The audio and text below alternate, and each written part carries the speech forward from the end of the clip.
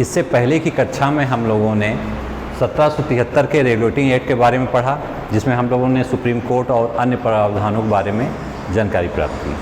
और एक एक्ट हम लोग और पढ़ चुके हैं 1784 का पिट्स इंडिया एक्ट। इस वीडियो में उसके आगे का जो भी एक्ट आए हैं उनके बारे में हम लोग डिस्कस करेंगे। देखिए यहाँ मैंने लिखा हुआ है 1786 का अधिनियम।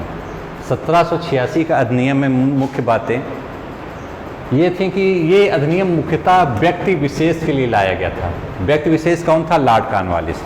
जब अमेरिका का स्वतंत्रता संग्राम होता है तो उस समय ब्रिटेन के जो सेनापति थे उनका नाम था लॉर्ड कॉर्नवालिस। लॉर्ड कॉर्नवालिस उस समय बहुत अच्छी पोस्ट पे थे, लेकिन उनके साथ ट्रेजेडी ये हुई थी कि वे अमेरिका के स्वतंत्रता संग्राम में युद्ध हार गए थे। युद्ध हारने के बाद उनको भारत भेजा गया। तो भारत वो आए तो यहाँ गवर्नर जनरल के रूप में इनको आना था।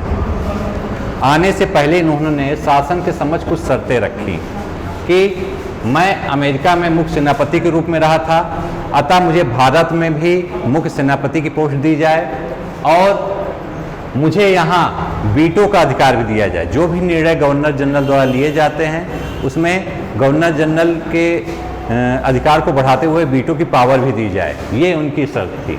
प्लस इन्होंने कहा कि गवर्नर जनरल की जो पावर रहती है वही पावर मुझको मिले। ये 1786 का अधिनियम था। ये मुख्यतः व्यक्ति विशेष यानी लॉर्ड कॉर्नवालिस के लिए आया था। इनकी शर्तों को मान लिया गया। अब बात करते हैं 1793 का अधिनियम। कौन सा अधिनियम? 1793 का अधिनियम।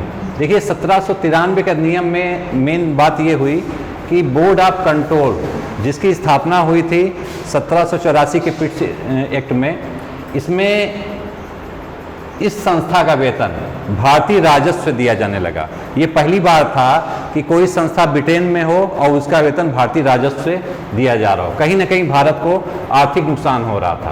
प्लस इस एक्ट द्वारा कंपनी के लाइसेंस को 20 साल की वृद्धि की गई। कंपनी के लाइसेंस कितने साल की वृद्धि की गई?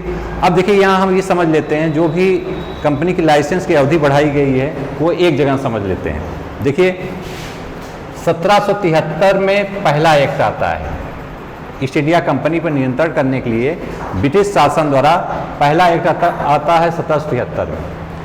इसकी लाइसेंस अवधि बढ़ाई गई थी 20 साल के लिए, यानी अगला जब लाइसेंस अवधि खत्म होगी इसकी कब होगी? 1793 में। 1793 में फिर इसमें 20 साल लाइसेंस की अवधि बढ़ाई गई।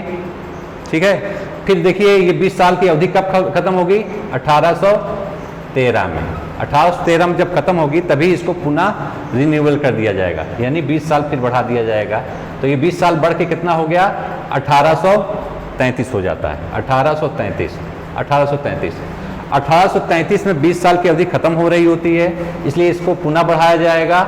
तो ये कब तक बढ़ गया? 1853 तक। 1853 के बाद कंपनी के लाइसेंस को नहीं बढ़ाया गया। और आप लोग जानते हैं कि उसी दौरान 4 साल बाद स्वतंत्रता संग्राम हो जाता है और कंपनी के सभी अधिकार खत्म करके यहाँ का शासन व्यवस्था ब्रिटेन की महारानी के हाथों में चली जाती है। ये तो हमने बात कर ली कंपनी का जो लाइसेंस बढ़ा हुआ है टाइम पीरियड की। अब हम लोग पुनः एक्ट पर आते हैं। अगला एक्ट है 1813 का चार्टर अधिनियम। 1813 का चार्टर अधिनियम। इस एक्ट में मुख्य प्रावधान ये थे, देखिए इसमें क्या था? कंपनी के व्यापारिक एकाधिकार को समाप्त किया गया, लेकिन उसमें 2 चीजें रहने दी गई। पहला, चाय का व्यापार, यानी कंपनी चाय का व्यापार कर सकती थी, प्लस चीन के साथ व्यापार विशेष कर सकती थी। ये दोनों चीजें कंपनी के हक में रहने दी गई। अन्य सभी व्यापारिक अधिकार खत्म कर दिए गए, यानी आंशिक रूप से व्यापारिक अधिकार इनका खत्म यहाँ हुआ था। फिर बात करते हैं अगले तत्व की। तो इसी एक्ट के तहत ईसाई मिशनरियाँ भारत आईं। ईसाई मिशनरियाँ भारत धर्म प्रचार करने के लिए आई। उन्होंने जगह जगह धर्म विभाग की स्थापना की। तो आपसे ये क्वेश्चन पूछ सकता है, ईसाई मिशनरियाँ सर्वप्रथम कब भारत आईं, किस एक्ट द्वारा? तो 1813 के एक्ट में ये प्रावधान था, उसी के तहत ये भारत आईं।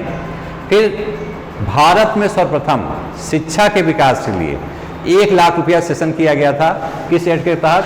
ये 1813 के चार्टर अधिनियम द्वारा किया गया था, 1 लाख रुपए।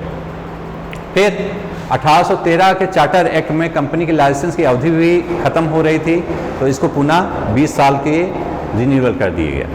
ठीक है।